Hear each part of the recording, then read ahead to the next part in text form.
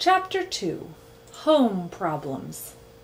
Stuart was also helpful when it came to ping-pong. The Littles liked ping-pong, but the balls had a way of rolling under chairs, sofas, and radiators, and this meant that the players were forever stooping down and reaching under things. Stuart soon learned to chase balls, and it was a great sight to see him come out from under a hot radiator, pushing a ping-pong ball with all his might, the perspiration rolling down his cheeks. The ball, of course, was almost as high as he was, and he had to throw his whole weight against it in order to keep it rolling. The Littles had a grand piano in their living room, which was all right, except that one of the keys was a sticky key, and didn't work properly. Mrs. Little said she thought it must be the damp weather, but I don't see how it could be the damp weather, for the key had been sticking for about 4 years, during which time there had been many bright, clear days. But anyway, the key stuck, and was a great inconvenience to anyone trying to play the piano. It bothered George particularly when he was playing the scarf dance, which was rather lively. It was George who had the idea of stationing Stuart inside the piano to push the key up the second it was played. This was no easy job for Stuart, as he had to crouch down between the felt hammers so that he wouldn't get hit on the head. But Stuart liked it just the same. It was exciting inside the piano, dodging about, and the noise was quite terrific. Sometimes, after a long session, he would emerge quite deaf, as though he had just stepped out of an airplane after a long journey, and it would be some little time before he really felt normal again.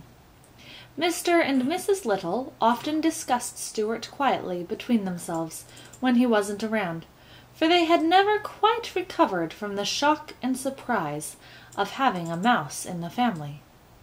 He was so very tiny, and he presented so many problems to his parents. Mr. Little said that, for one thing, there must be no references to mice in their conversations. He made Mrs. Little tear from the nursery songbook the page about the 3 blind mice, see how they run. "I don't want Stuart to get a lot of notions in his head," said Mr. Little. "I should feel badly to have my son grow up fearing that a farmer's wife was going to cut off his tail with a carving knife. It is such things that make children dream bad dreams when they go to bed at night." "Yes," replied Mrs. Little, "and I think we had better start thinking about the poem, 'Twas the night before Christmas, when all through the house not a creature was stirring, not even a mouse.' I think it might embarrass Stuart to hear mice mentioned in such a belittling manner." "That's right," said her husband, "but what shall we say when we come to that line in the poem? We'll have to say something. We can't just say, 'Twas the night before Christmas, when all through the house not a creature was stirring.' That doesn't sound complete. It needs a word to rhyme with house." "What about louse?" asked Mrs. Little. "Or grouse," said Mr. Little. "I suggest souse," remarked George, who had been listening to the conversation from across the room.